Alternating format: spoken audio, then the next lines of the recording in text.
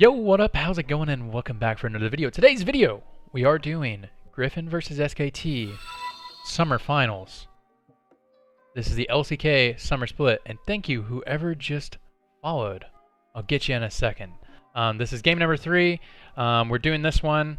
We've already done the past 2 games. We know that this is the one that Griffin wins, so I didn't actually get to see... I didn't actually watch any of these games, and I didn't know in the other 2 games. Obviously, Griffin wins this game because this is a 4-game series, so let's just get right into the draft. All right, we're going to watch this. So we're right into the draft now. We're going to get this. We're going to watch this at real-time speed, and then we'll watch the actual game at ×2 speed. This is a game that Griffin wins, but that's not going to change the kind of draft analysis that we're doing. So this one is interesting. All right, SKT is still on the blue side. I believe this is Griffin's turn to choose side selection. I believe that's how it works in Korea. It's 1 through 5 for some of the regions. It's the winning side or the losing side that actually picks side selection. So the drafts are staying the same. I'm going to change the speed. Still on ×2 speed. So the bans so far are exactly the same. So priority hasn't changed yet. SKT's been banning Karma because teams have been using this against SKT as a nullifying lane, rather than, you know, how we've been seeing Karma before is actually like a lane aggressive lane. But in the Damwon series and the Sandbox series, they were using Karma as a kind of a nullifying champion for what SKT wanted to do. Okay, here is the change up ban. So the Silas is actually banned right here. So just giving Akali over, which is really interesting. It's very interesting that that's not an Akali ban.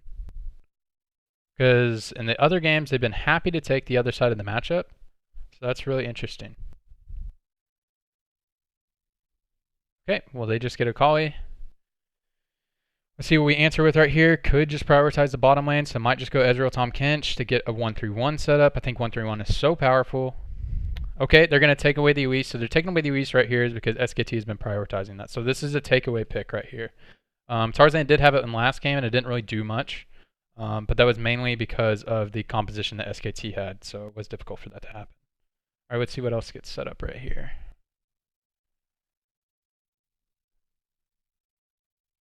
Okay, we actually go for the Aatrox early in the draft. So Korea hasn't been prioritizing Aatrox as much. I think Aatrox is very overrated as a blind pick. You know, obviously everybody knows what Aatrox does, but it's so difficult to play as blind. You'd have to imagine Zach doesn't get locked in here. If Zach gets locked in here, they're just testing. They're just limit testing right now because they know they're winning the series. No way they lock in. No way they lock in Zach, right?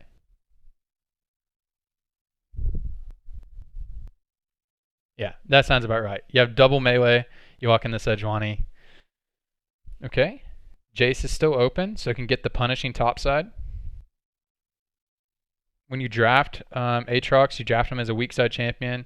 Khan is a very good Aatrox player. I think Aatrox is so overrated unless you're a very good Aatrox player, and Khan is a very good Aatrox player. This matchup does feel pretty bad for the Aatrox, especially in the early game, but you do have some kill threat in the 2v2 or if just the Jace plays incorrectly. So Jace has been a champion that Doran feels pretty comfortable on, so SKT's been banning it away, so they finally do actually get it. Notably, no bot lane champions are picked, and the Tahm Kench is still open. So maybe we'll have a Tahm Kench ban on the side of SKT right here. Let's see. Kai'Sa's banned out, so might see the Xayah ban as well. Might just, you know, cut at Teddy's champion pool. Or just cut down the super OP bottom laners. I mean, the OP bottom laners are Kai'Sa, Xayah, and Ezreal. Probably in that order. Kai'Sa and Xayah are pretty similar, and then Ezreal is the other champion. If you're a great Ezreal player, then Ezreal's pretty insane. Or if you want to run a 1-3-1 setup. So they actually have a decent 1-3-1 setup already. And if they can get the Tahm Kench, then Griffin will be set up very well for success. Rakan's banned out. So that's just banning out the Rakan because you're going to give them Xayah. So you would have to imagine SKT is going to take Xayah here. So they ban Rakan just so you don't, because you're more comfortable with them having Xayah than Rakan. Look at them nails, boy. Tahm Kench is banned out. Okay, there we go. Good Tahm Kench ban. So let's see where Griffin goes here. You'd have to think they pick their support pick and then save mid lane for counter. And they might just pick a powerful mid laner that they want and actually get counter pick in the support position. You know, there is an option to just go like Caitlyn Morgana right here, right? Or go since you banned out the good AD carries, or you go, you could just go super aggressive. So we'd actually get the Renekton. So Renekton has a good matchup into, oh, there's a Caitlyn hover. And Teddy's Caitlyn is very good. He's, Fountain Laser Teddy is what he's famous for. Renekton has a good matchup into both the solo lanes, so okay, take the defensive setup. So they're going for this defensive setup, I would imagine, I guess, so that Quid can play towards top side, top and mid, because he has a synergy with the Sejuani. We'll take the Sivir. Sivir is a good matchup into Ezreal. You can just soak up the mana with your stuff, and then you can match lane priority. It would be interesting if we go for the Callista. It gives you some early teamfight options, so some mid-game teamfight options, and the ability to actually fight in lane. We do actually go for Lucian, so the actual aggressive side of the matchup. So this is interesting. This is interesting because you would have to think Sejuani wants to play around top side, but maybe they're just going to elect to have Khan play weak side and Sejuani play on the strong side with the Lucian and Braum synergy. So it does give SKT a lot of options, but it does limit them in the sense of if Quid ends up wanting to play around top and mid, it does make it a little bit more difficult. Oh, that's a Shin support. It does make it a little bit more difficult for SKT's bottom lane to play safe, since they have the Lucian pick. It's not like, it's not like the Ezreal, it's not like the Sivir who could just instantly clear the wave. You do have the ability to really fight in the early game, but it's not as a safe of option that we've had in the last 2 games where Quid's just been playing around mid and top. So this will be interesting. I need to see where these picks go to before we actually talk about the matchups and all that good stuff. 20 seconds is what we're looking for.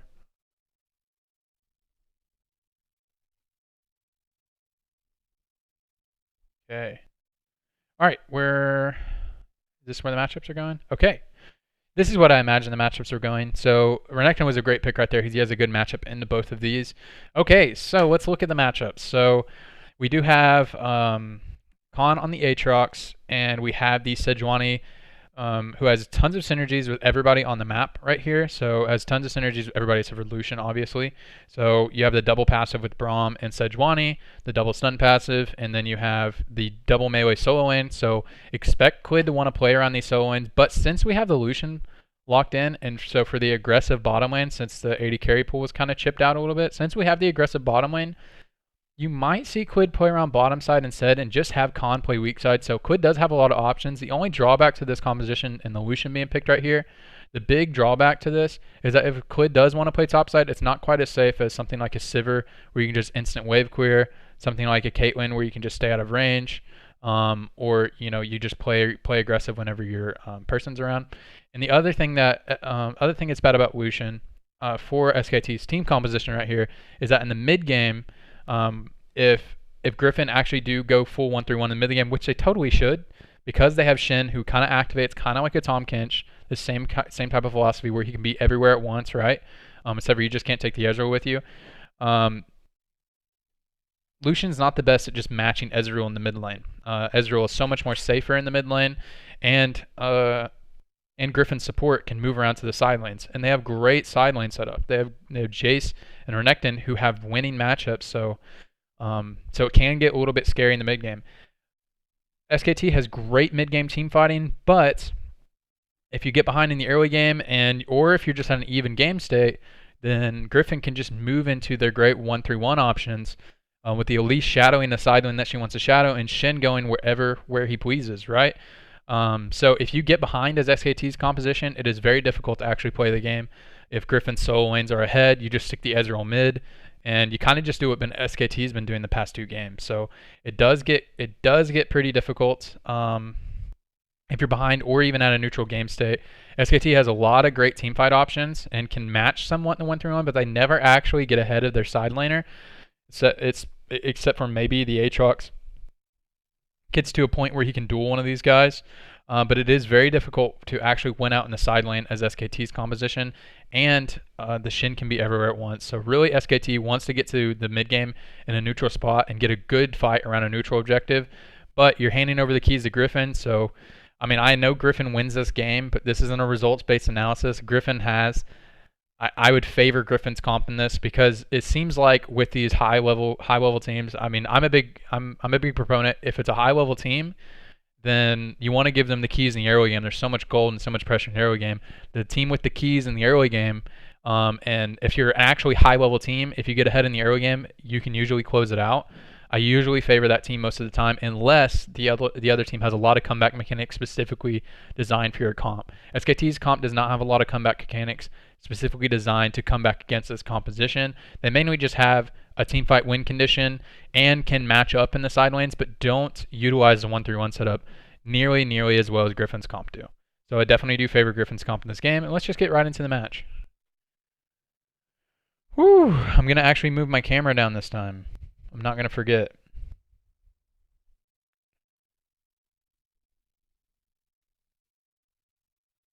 Oh man.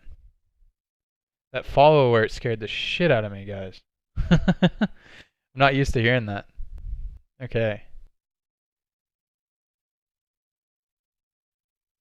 We need to get it to ×2 speed. Oh, it is on ×2 speed. Sweet. Okay, let's see where the junglers start off.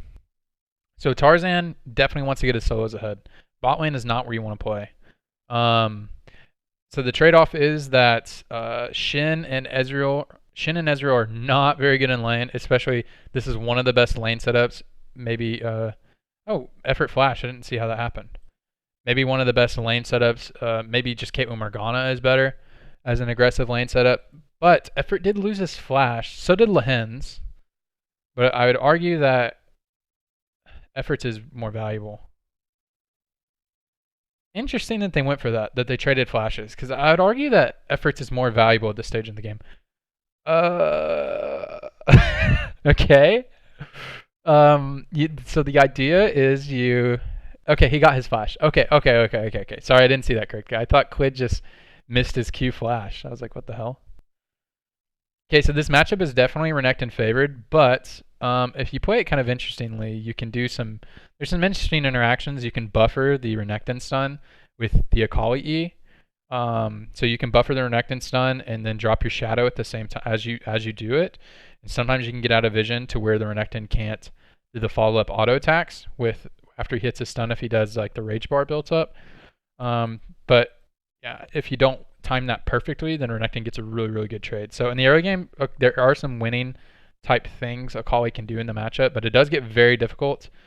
It does get very difficult in the early laning phase for Akali most of the time. Nice. I don't know how Tarzan got in there. Let's see that. Sorry, I've been paying attention to so much more stuff. So Tarzan did full bottom side, and then he went top side because when you're on Sejuani, you do Krug's clear. Wow, this is just a really good read. This is a really good read. And you know, oh, man, this is a really good read because you'd think maybe he's on bottom side because how aggressive Lucian's playing right now. Oh, he's actually just setting up for a dive and he happens to see Quid. Wow. They're looking for a level 2 dive on Khan. They actually just see Quid here. The Tarzan flashes and he gets him. And now you have set up for a dive. Oh man, Tragedy strikes on the Rift once again. So the Faker does have to TP to make that not happen. Maybe Khan would have been okay because Elise's repel was down, but they were probably just waiting out the repel. So it was actually needed the TP there. And Renekton TP's over. Oh, and you're in a big yikes type of play. Oh, Faker does get a kill on the back end. Okay. Sejuani gets that kill. Okay. All right, Faker has double buffs. All right, as far as the early game's supposed to go, you're happy with that trade as SKT. The only thing that's tough is that Khan did get denied a minion wave. So we'd be at an XP disadvantage. Okay. What's this deep? Oh, this is... Oh, nice. What is Quid doing? Wait, hold on. How did this happen? Oh, he didn't see him. But you know Renekton's walking out this way. I guess like the idea is he's just thinking there's no way that he would stick around because we have 2 people on the map right next to you. That's just a good play by Chovy. A little bit greedy by Quid. Good play by Chovy overall is really what the main call is, though.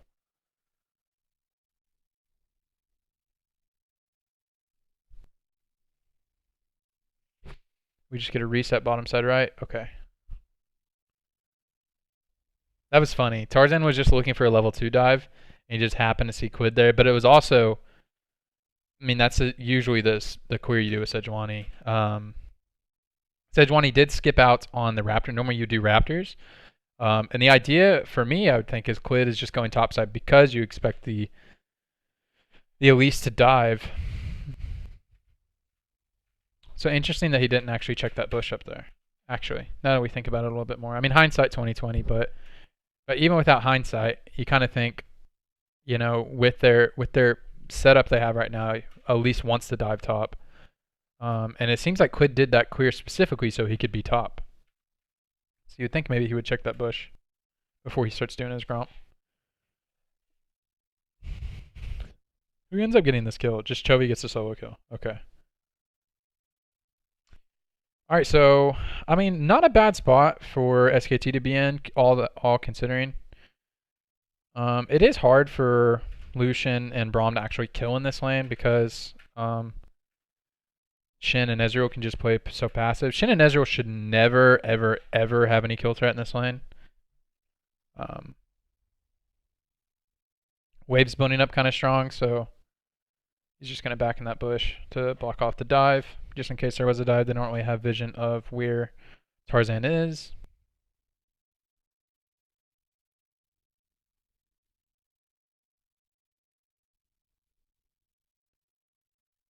Alrighty.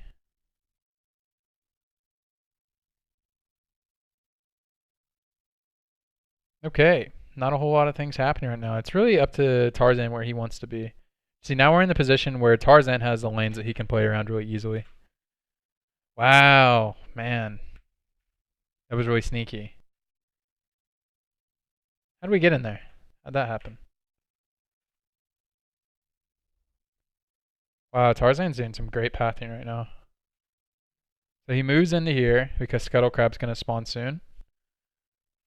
He sees that, and he's also just clearing vision because you can make a play on a Kali because we have ultimate and flash right here. You can possibly make a play. It is so hard to make a play on a Kali. But he's coming in here to sweep out vision. He sees that he hit the Scrying's Gloom. So he's able to just make a play on him right here. Does get Quid's flash. Faker comes over to help. Now Faker is without ultimate, so now he's able to actually dive. But since you chunked out Sejuani and you got Faker's ulti, you got priority on this Ocean. And now we're going to early game Ocean, so this is really solid. And with a non-prio bottom lane, so that's really it's really nice to actually get that, without having the prio bottom lane. Now we're just waiting for Lehens to be unleashed. Lehens is a player that does like the Shin support. He's, you know, early adapter to it. When it first came out, and, you know, early adapter to the revived support Shin.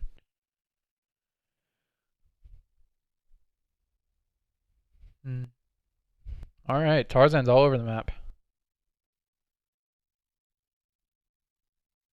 Okay, he might trade his life for that. Oh! Lehens comes in with the ulti. Nice. Shin is unleashed. Man, it is so hard to play this as Khan.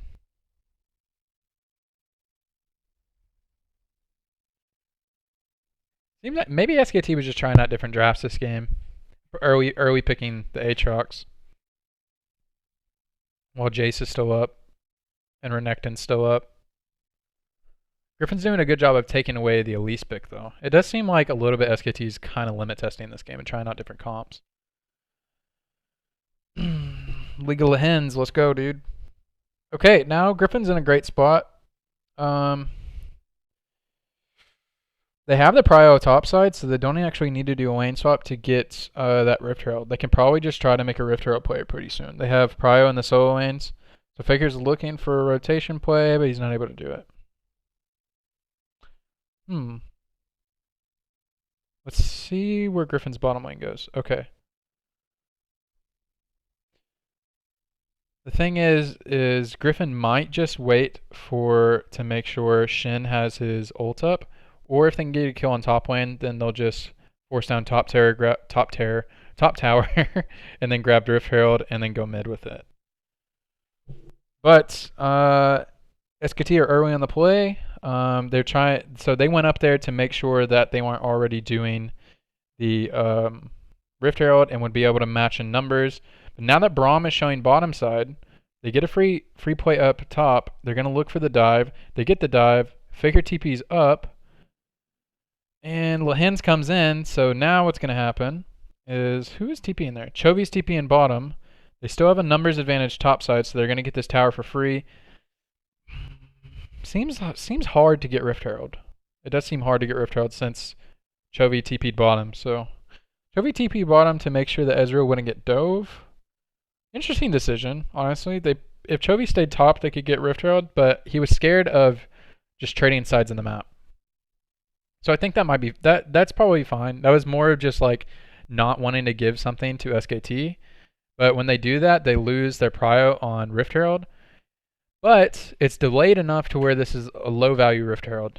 And they're able to get Dragon because they know that SKT just moved up on the side of the Rift Herald. So interesting. Griffin's in a great spot though. Okay, this Rift Herald is actually going to have a decent amount of value. It's going to allow it in the trade, but not as much as, you know, getting 5 plates with a Rift Herald and taking a tower. So SKT don't actually get any plates off the road, but they do actually get the tower. So now Faker is really, really strong.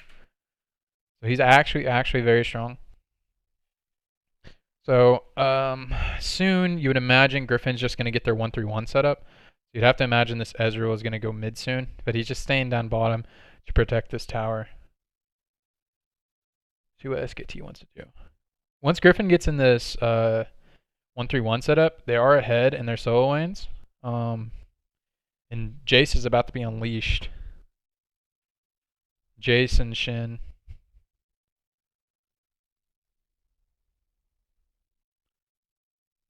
The only thing lacking in Griffin's composition, they don't have like super great engage other than the telegraphed engage.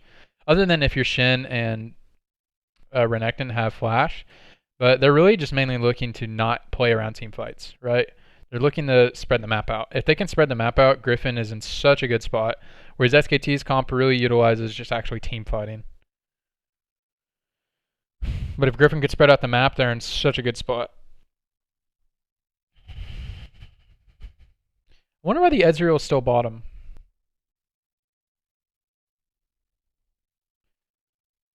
I guess they're really just not wanting it. They're not, okay, so they're just really not wanting to give this bottom structure over, I guess. Since SKT's bottom lane is still bottom, they don't want to give this bottom structure over so that they don't get prio on Infernal. But you could just do the same thing mid. You want to be able to deny the enemy getting mid and just get your Ezreal start pressuring the mid tower. The next dragon is Infernal, so this will be interesting if SKT wants to fight over. Akali is very strong. Lucian is very strong, so they're actually in a very good position to actually fight over this. Aatrox is a weak little boy, but you know, you hit your sweet spots, you get your resets. It doesn't matter how little boy you are.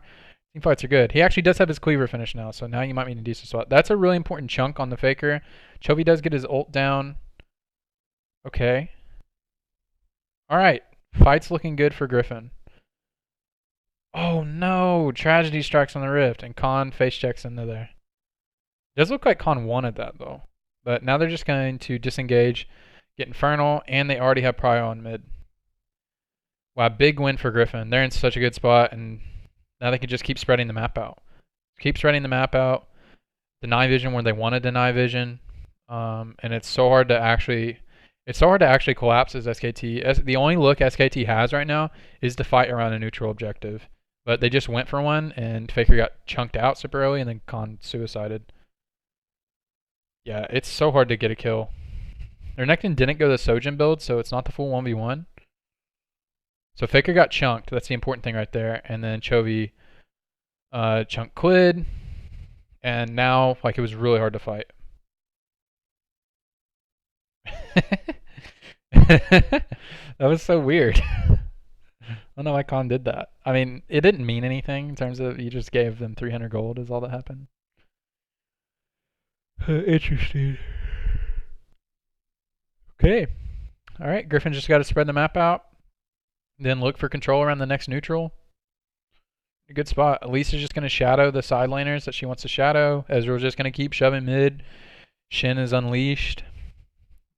They don't have a lot of Baron threat because they don't have any mountains, and Ezreal's your AD carry. So still just going to be playing around this ocean and playing around getting good plays on the side lane. Oh, Viper misses Z. Oh no. That death doesn't mean much other than gold. Again, Khan is worth like 150 gold, but it does get you a little bit of map pressure and a tempo advantage because now Khan's going to have to go bottom to answer that wave. Or somebody is. Faker's going down there. Khan will go top side. Okay, next fight is maybe going to be over this ocean. You know, second ocean is okay. Really, third ocean is where it's at if you're going to do oceans. When you have third ocean, it's kind of like half of a Warmog's armor. But this is just, Griffin's just going to get set up on this because they can. Spawn another Drake, maybe have a high value Drake after that. Be interesting if you just didn't spawn it, because then you just have one neutral up. But they really want a mountain with their team composition. They really need Baron to win this game.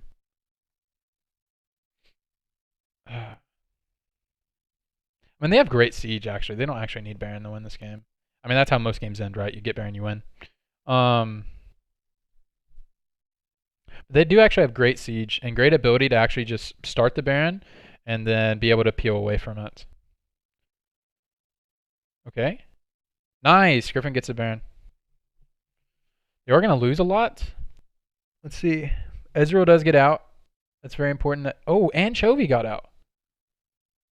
Okay, one of the side laners got out, and Ezreal got out. So that is so good for their siege. All right, let's see how that got set up. Let's watch. How did this actually happen? Okay, they just moved in and got full vision and Isle. So rather than going for the ocean, they go for the Baron.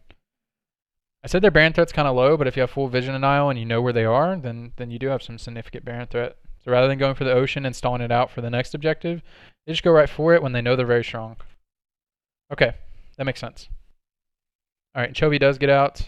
Chovy and Ezreal getting out is very, very key. Because now Renekton can play on the sideline. Now they have a sideliner with Baron buff.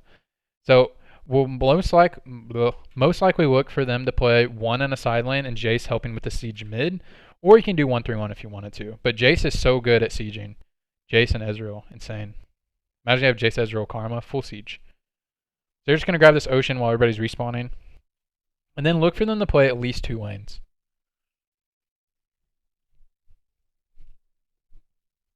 I really want to know where people are moving right now.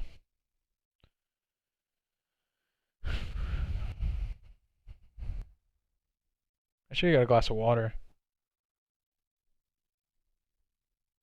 Okay. Alright, I just want to know if they're going to play 3 lanes. Okay, Renekton's in the side lane. This is the side lane that they want as well. They really want bottom tower. I mean, if you don't know why you want bottom tower when you have Baron, is because if you get bottom inhibitor, it really, really, really helps with getting your next Baron. And usually you win off of second Baron if you're the team that's ahead. Sometimes you win off of first Baron if you just wipe them. Or really far ahead. Griffin is significantly in the lead, but it's nothing insurmountable right now, but yeah, so they bring the Jace over. I really think you should bring the Jace over just for maximum siege potential. SKT is getting a really decent stall.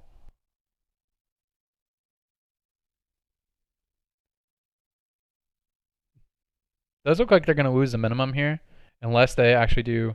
Unless Griffin's able to get a fight. Okay, SKT lose the minimum. They just lose 2 towers with that Baron buff. So not the most impressive Baron power play. So this game's going to come down to the next fight. Why is this lagging? Is this me? What's happening? What's happening? I need to reload this page. 3610.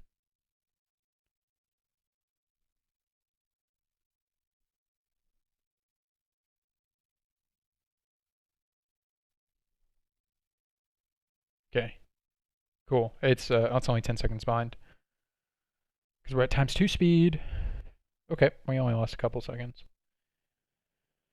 All right, so game is still fully in Griffin's hands. They actually are going to get the triple ocean, or it's actually spawning at the same time as Baron. They could just choose to get the triple ocean. Probably won't. Probably. I mean, Griffin. Honestly, they just want really good setup around Baron. So triple ocean's worth like a lot, but it's way more important to just get forward vision and just make sure that you deny river access completely. Is what's way more important. So it'll be really interesting what SKT do with their wards. They get some tricky wards in here. They are pushing in to get vision right now. This is a good timing because now they can base and grab wards because Griffin's going to go in and sweep that out. But then SKT will have a timing to actually get back in before the Baron starts. So SKT have full vision and river, and is that, I don't know if that's the scuttle crab that was taken. Yes, they do have scuttle crab. That's very, very, very important for them. So they do have an ability to see. SKT is just sieging down. The 131 is online. Okay. Doran got it structured. They're looking to see if they can collapse. But Ezreal's just going to TP over. And now who is collapsing on who? Okay. Nobody's collapsing on nobody. Okay, it does look like Renekton just going to solo the Drake. Nice. Ooh. It's really interesting. Choey actually stopped by to grab the T-Mat just so he can shove lanes faster. I think it's a good buy. He does have the Sojin and GA, so he's fully teamfight ability. Okay, they're just getting vision denial. They're SKT. Okay, Lucian's backing for wards right now, so they do have all their wards, so they do have the ability to walk in. They're gonna have to face check to get some wards down though. They have full vision denial on the river, but they don't have vision denial in the entrances. They have vision denial on one of the entrances right now. So Griffin's just trying to push up and then peel back to the Baron and make SKT have to face check. Ooh, nice. Good look from Khan. They did get Viper's Flash there. That's very important. But it's not like Flash on a Caitlyn where it's like death. Alright. Alright, Griffin's pushing in. They got that vision. And I'm just going to peel back to the Baron and make SKT face check somewhere. They're not going to start it. They're just trying to make SKT face check. That's why we're ARAMing a little bit. Alright, now SKT has to face check. Boom, and there you go.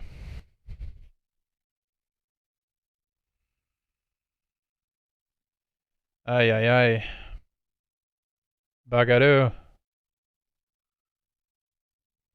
Nice. Who needs a Baron when you wipe the enemy team? Nice. Yep, and that should be game, right? Yes, that's game. Let's just see the Nexus explode. All right, and that is Griffin's W. Okay, so honestly, good draft from Griffin. I mean, both games were for sure winnable. This series really seems the Ezreal pick is super important. Getting good side lane matchups is really important. It seemed like SKT was just going something kind of testing drafts by picking the Aatrox early. So they may have just been limit testing a little bit on their drafting. But in this series, I just think it's so important to make sure you have a strong weak side champion or just play around your solos. I think it's so important for SKT with their setup. They play with strong solos. Quid is, crazy. He's amazing jungler. And then Teddy, you put Teddy on weak side, I think is the better thing to do. But they had like a strong side AD carry, a weak side top laner who is going to get slammed, and the enemy team had an Elise.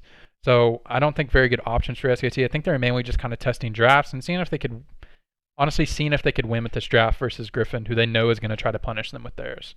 So definitely favored Griffin's draft because Griffin's able to play the 1-3-1 style and play to those win conditions. So I think SKT or Griffin got the better draft, and both of these teams are high-level teams. So honestly, whoever gets a better draft is going to win a lot of the time.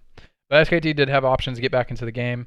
But as I said, high-level teams are just so good at playing around their win conditions and playing to their strengths. So it was hard for SKT to get back in the game once Griffin was fully unleashed. Anyways, all right, that's going to be it for this one. Sorry I was being a little shaky at the beginning.